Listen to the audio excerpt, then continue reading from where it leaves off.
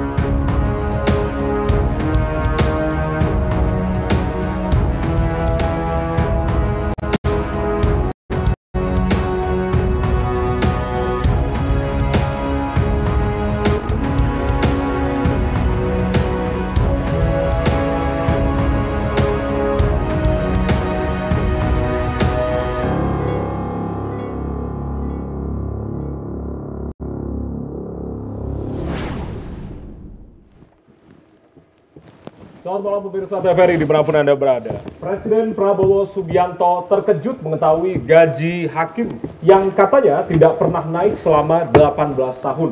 Kepala negara gerah dengan masalah rasuah yang melanda lembaga peradilan. Hukum telah menjadi komoditas yang diperjualbelikan. Keputusan bisa berubah arah tergantung tebalnya amplop yang menghampiri ruang-ruang peradilan.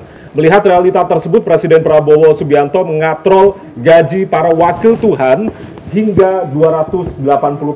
Nah, harapannya tentunya hakim sebagai benteng terakhir keadilan ini bisa memutus dengan adil, tidak bisa dibeli, digoyahkan, disogok, serta mencintai keadilan dan juga rakyatnya. Nah, tidak hanya menaikkan gaji saja, tetapi juga sudah saatnya ini pemerintah bisa membenahi sistem pengawasan hakim yang dinilai sangat lemah. Nah, benarkah rusaknya sistem peradilan di Indonesia ini semata-mata karena rendahnya kesejahteraan atau dipicu ketamakan? Adakah tentunya jaminan marwah peradilan ini bisa tegak dan menaikkan gaji para pengadil?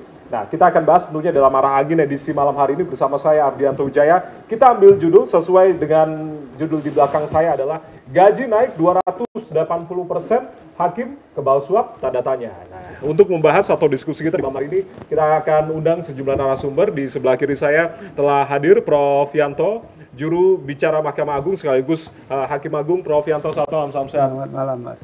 Baik, terima kasih sudah hadir di malam hari ini. Ya. Dan juga ada Pak Yasardin, Ketua Umum Pengurus Pusat Ikatan Hakim Indonesia, IKHI, sekaligus Ketua Muda Agama Mahkamah Agung Republik Indonesia. Pak Yas, selamat malam, salam sehat. Selamat malam, Pak. Baik, terima kasih sudah hadir malam hari Alhamdulillah ini. sehat. Alhamdulillah sehat. Nah, yang sebelah kanan saya Mas Wana Alamsyah, peneliti dari ICW. Mas Wana, salam sehat. Selamat malam. Selamat malam Mas Jaya. Baik, terima kasih sudah hadir malam hari ini. Yang ini saya tanyakan langsung, ini karena kemarin pernyataan dari Presiden Prabowo Subianto yang tentunya juga menggemparkan publik, naiknya hingga 280%. Saya langsung ke Prof. Yanto. Prof. Yanto, sebenarnya untuk gaji sekaligus tunjangan para hakim ini Kalau yang paling rendah ini sebenarnya berapa? Kalau gaji dari para hakim sendiri? Ya bervariasi ya. Kalau di tingkat pertama itu untuk hakim baru itu ya, itu dengan tunjangan kurang lebih ya 13 juta. 13 juta? Ya untuk yang baru untuk ya. Yang baru ya. Baru kalau hakim tinggi itu untuk ke KPT itu dengan adanya itu kemarin kan 48 ya. Karena ada naik di 2015 itu 10% kalau nggak salah itu menjadi kurang lebih ya 60 itu untuk KPT. Ya kalau hakim agung itu 77 juta. Itu bersama dengan tunjangannya? Iya. Dengan kenaikan yang terakhir kalau tidak salah waktu zaman periode Presiden Jokowi begitu ya? Ya sempat naik juga? Iya itu naik, tapi hakim agung tidak naik. Hakim agung tidak naik tidak pada naik. saat itu? Jadi yang naik itu hakim tingkat pertama dan tingkat banding. Itu setelah dari 2012 tidak pernah naik. Ya, dari 2012 baru kemarin itu di 2025 itu pun naiknya kan 2024 ya, itu naiknya kurang lebih 10%. 10%. Iya. Artinya kalau untuk seorang hakim agung dengan gaji dan juga tunjangan 77 juta tadi Anda katakan, sudah cukup besar Prof atau kurang sebetulnya? Ya tergantung saja ya. Tergantung saja, Iya. tergantung apa nih? Ya biasanya? bagi beliau dan saya cukup-cukup aja ya Pak ya. Ya. Kalau Pak Yasardin mungkin bisa menjelaskan juga, ini kan mungkin untuk gaji apakah juga cukup atau seperti apa? Kalau tadi dikatakan Hakim Agung sekitar 77 juta, tergantung cukupnya. Artinya cukup ini tergantung apanya Pak Yas? Tergantung gaya hidup kalau menurut saya. Kalau mau gaya hidup sederhana ya cukup. Ya. Tapi kalau gaji sekian itu mau gaya hidup yang mewah ya tentu tidak akan cukup gitu kan. Dengan kenaikan rata-rata 200% ini artinya kan belum diturunkan ya untuk turunan dari aturannya ya, Prof. Ya. Oh belum ya. Karena kan Presiden mengatakan itu bervariasi. Bervariasi nanti. Untuk yang paling tinggi naik itu adalah hakim yang paling rendah pangkatnya. Nanti bervariasi kan seperti itu. Ya, jadi sebetulnya kalau kenaikan gaji ini ya kami terima kasih lah, terima kasih mengapresiasi hak hakim yang tertunda. Karena apa katakan yang tertunda? Karena dari 12 tahun ya Pak, ya jadi ya Pak Tuaka ini jadi baru ini. Tapi kalau yang kemarin kenaikan itu hakim agung tidak ikut naik. Pada saat itu ya. Nah, saya tanyakan lagi ke Prof Yanto. Prof Yanto, ini dalam periode 2011 sampai dengan 2024 setidaknya 29 hakim, oknum hakim saya bilang ya, terseret korupsi. Nah, sementara di April 2025 ini sudah ada 7 hakim yang terseret kasus korupsi. Nggak pada akhirnya Presiden Prabowo rasa-rasanya gerah begitu dengan kasus rasuah ini begitu. Apakah ada kebijakan yang kemudian untuk memitigasi praktek rasuah atau praktek korupsi di lingkungan peradilan? Kalau kebijakan dari lama itu udah ada. Dari lama sudah ada, tapi dan pengawasan kita ini paling saya berkali-kali bicara di media. Pengawasan Mahkamah Agung itu paling rapat sebetulnya dibandingkan lembaga lain. Paling rapat tapi masih ada kebobolan saja. Ya itu makanya ya ada dari KY, ada dari Bawas, propos terdepan Mahkamah Agung, Ketua Pengadilan Tinggi, pengawasan melekat oleh Ketua Pengadilan. Siwas ya dari masyarakat.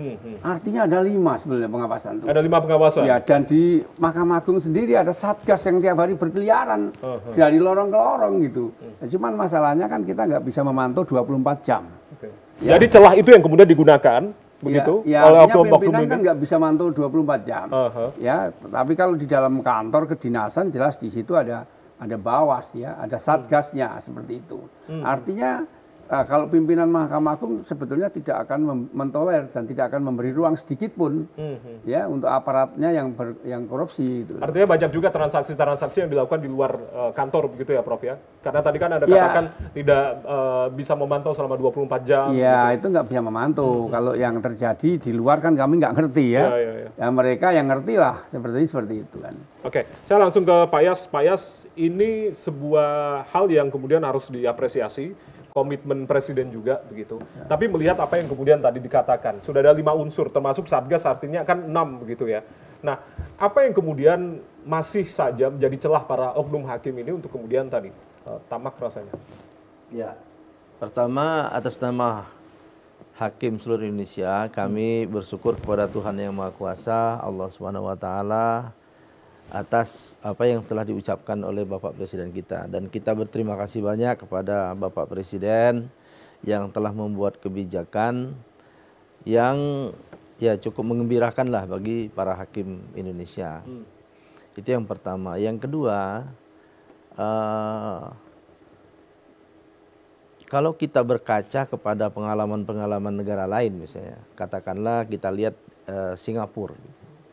Singapura itu ketika Lee Kuan Yew ingin memperbaiki dunia peradilan, maka yang pertama adalah dia naikkan gaji para hakim.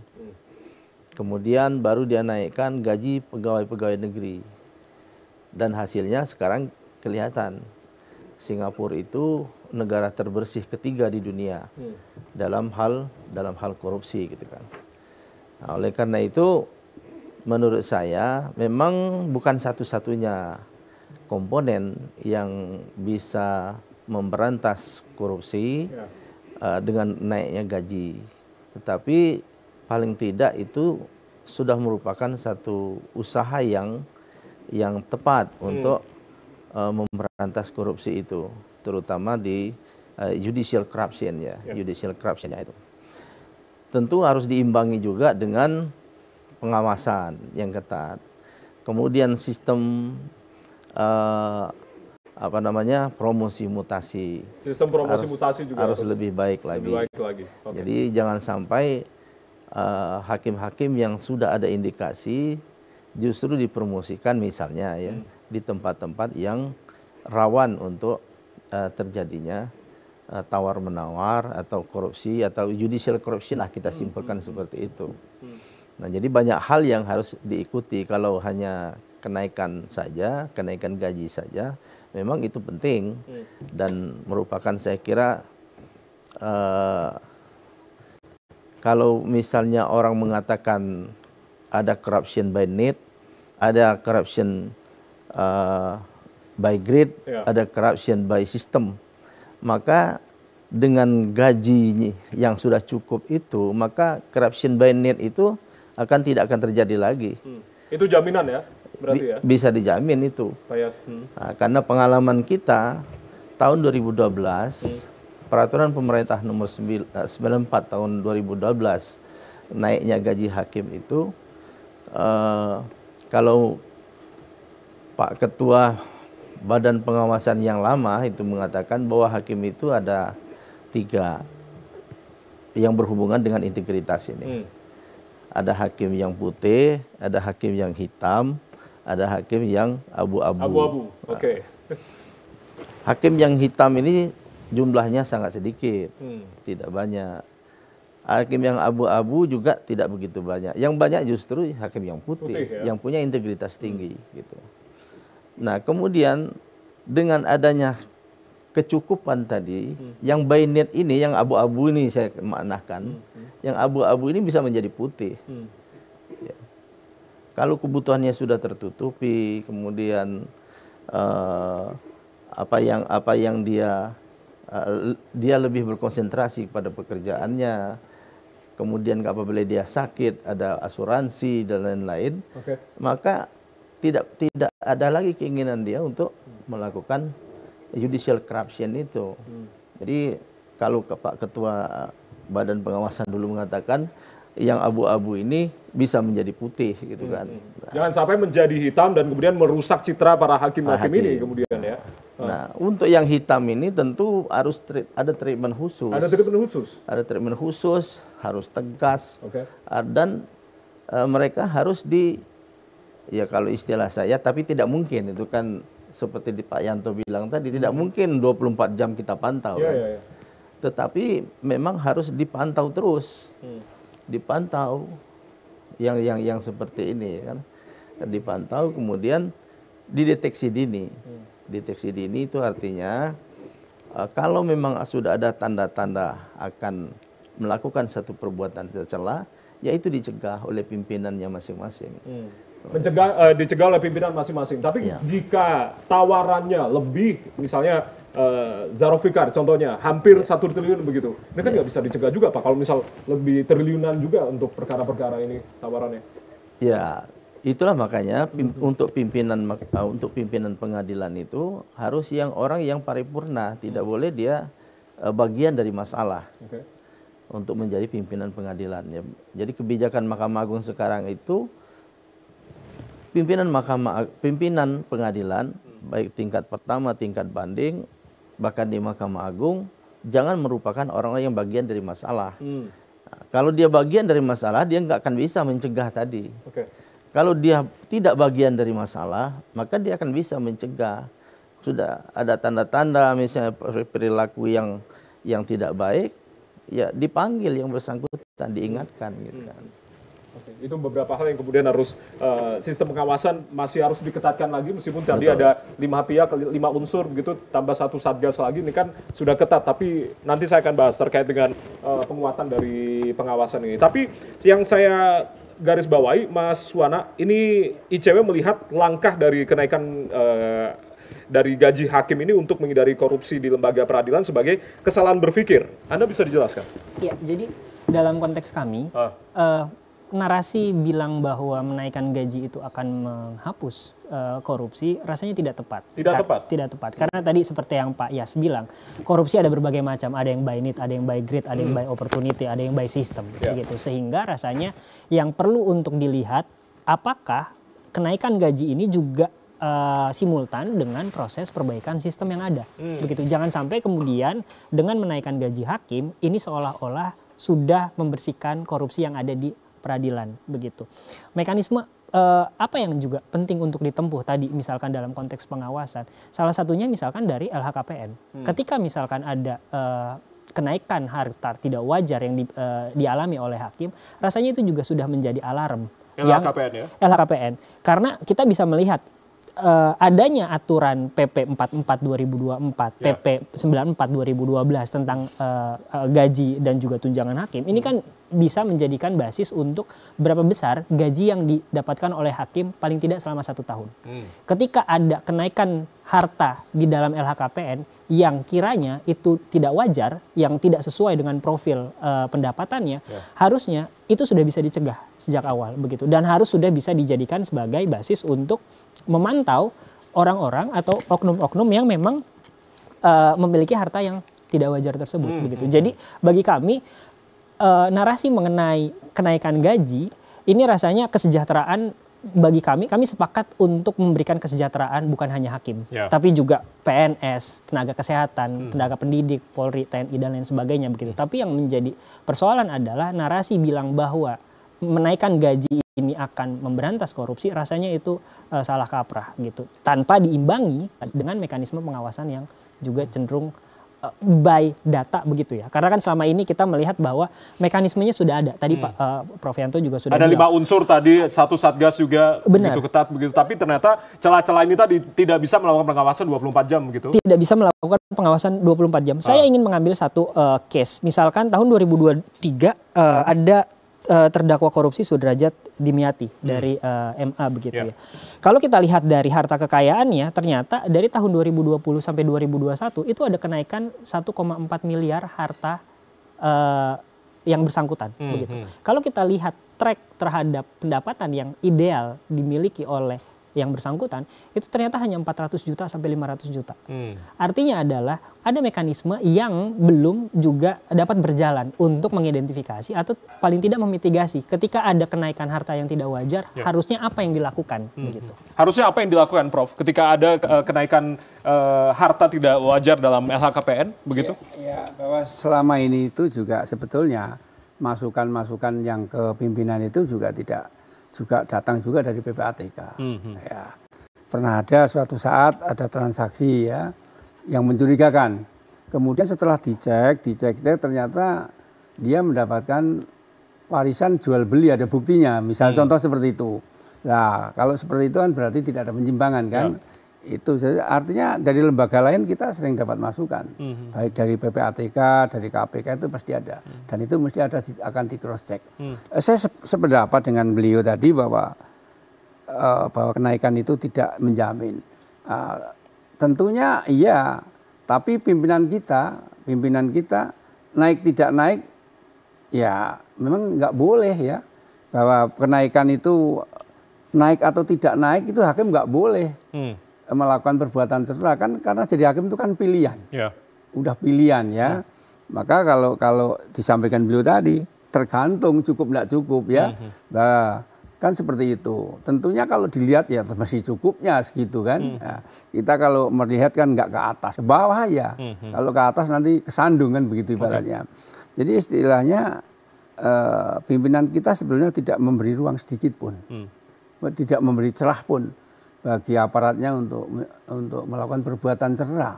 Yang berhadapan nggak sama sekali. Apalagi pimpinan kita ini berkali-kali setiap momen, setiap ini ya, bahkan kalau di kantor itu setiap berapa jam ya Pak Tuaka itu diingatkan itu. Diumumkan setiap jam. Iya. Menjaga integritas, menjaga marwah pengadilan untuk tidak melakukan tiap jam, kalau nggak saya 3 jam sekali itu. Suaranya Pak Ketua itu diumumkan selalu ya. Sebagai alarm akhlak bagi para semua hakim begitu ya. Iya, terus kemudian semua satker peradilan. Semua satker ya. Semua satker. Terus kemudian begini, saya luruskan tadi bahwa kalau Yarop Rikat itu beliau bukan hakim. Ya, tadi dikatakan hakim bahwa beliau PNS. PNS yang berkarir kemudian menjadi kepala badan diklat. Ya, jadi saya luruskan itu. Jadi pengawasan pun sampai dibentuk segitu banyaknya. Karena beliau pengen betul aparatur di bawahnya itu bersih. Maka kemudian setelah ada KY dengan Bawas kurang puas, dibentuklah Propos Pengadilan Tinggi. Kurang puas dibentuk lagi pengawasan melekat oleh ketua pengadilan, tidak puas lagi dibentuklah Siwas. Nah, bahkan bagi atasan yang tidak melakukan pembinaan, tatkala ada kejadian anggotanya melanggar hukum, maka aparat yang bersangkutan, atasan yang bersangkutan akan dikenakan sanksi. Ya. Tapi kalau untuk kasus Yarop Rikat ini kan juga terkait dengan putusan hakim begitu, Prof. Yanto ya. Iya. Bagaimana responnya? Iya betul. Terhadap dia tapi kan kalau kita lihat di keterangan dia di BAP dia, kalau kita lihat di dakwaan dia kan keterangan dia itu kan jelas dia menembak di atas kuda kan seperti itu. Yang tahu kan dia penembak betul apa enggak. Ya. Yang tahu kan Pak Yarop sendiri kan. Seperti itu. Baik. Nah, untuk kemudian membentengi diri dari pemberi suap, apa yang kemudian harus dilakukan, Prof? Ya kalau membentengi diri ya tergantung dari individu yang bersangkutan, integritasnya. Ya, integritas itu kan syarat mutlak bagi hakim. Syarat utama itu kan integritas. Ya. Mulai dari rekrutmen artinya sudah harus. Sekarang sehebat apapun penggoda, kalau dia kuat integritasnya kan nggak akan tergoda. Kan seperti itu. Ya, tapi juga diharapkan juga mereka tidak menggoda, kan gitu. Nah, tapi kalau toh ada yang menggoda sepanjang yang digoda kuat kan tidak ada masalah. Saya kembali lagi berarti ke Mas Wana, artinya tadi komitmen pimpinan sebenarnya sudah kuat begitu, bahkan diumumkan setiap jam segala macam. Tapi apa yang kemudian harus dilakukan ini pengawasan? Satu hal yang juga kami lihat adalah dalam konteks punitif terhadap tindakan yang dilakukan begitu. Sebagai contoh, ketika ada hakim yang melakukan tindak pidana korupsi, rasanya dan idealnya adalah berikan hukuman yang berat begitu, karena hakim menjadi garda terdepan begitu, agar tidak ada ketidakadilan. Tapi kemudian ternyata saya balik lagi ke dalam beberapa kasus yang kami pantau. Satu kasus yang tadi saya singgung mengenai Sudrajat Dimyati terkait dengan suap perkara di MA, tuntutannya itu 13 tahun. Tapi kemudian ternyata vonisnya itu cukup rendah. Dari 13 tahun, vonisnya hanya 7 tahun. Apa artinya? Artinya adalah tidak ada mekanisme untuk memberikan efek jera terhadap para pihak, terutama bukan hanya hakim. Misalkan penegak hukum dan lain sebagainya, itu untuk mendapatkan efek jera. Begitu. Dari situ kita bisa melihat bahwa rasanya bukan hanya sekedar menaikkan gaji, tapi juga sistemnya yang perlu diperbaiki. Bukan hanya dari sistem pengawasannya, tapi juga sistem untuk memberikan efek jera. Bukan hanya terhadap pidana badannya, tapi juga terhadap ketika ada aset yang kemudian diputar untuk melakukan pencucian uang, misalkan kayak gitu, perampasan aset. Jadi rasanya itu yang juga penting untuk dilakukan. Karena kalau dari catatan kami misalkan sepanjang 2020 sampai 2023 terdapat sekitar 6 kasus begitu, yang kemudian rata-rata vonisnya dari rata-rata tuntutannya itu 9 tahun, dan kemudian rata-rata vonisnya itu cuma 6 tahun. Begitu. Jadi rasanya kami melihat bahwa untuk memberikan efek jera terhadap para pelaku korupsi, terutama misalkan hakim begitu, itu rasanya belum ideal gitu. Oke, nanti saya akan tanyakan tanggapan dari Pak Yas dan juga Prof. Yanto. Ini rasa-rasanya efek jera masih belum dilakukan karena banyak courting vonis yang kemudian tadi ada beberapa kasus begitu ya. Nanti saya akan minta tanggapan dari Pak Yas dan juga Prof. Yanto. Usai jeda kita masih akan kembali saudara membahas terkait dengan kenaikan gaji hakim sebesar 280%. Kami kembali saat lagi.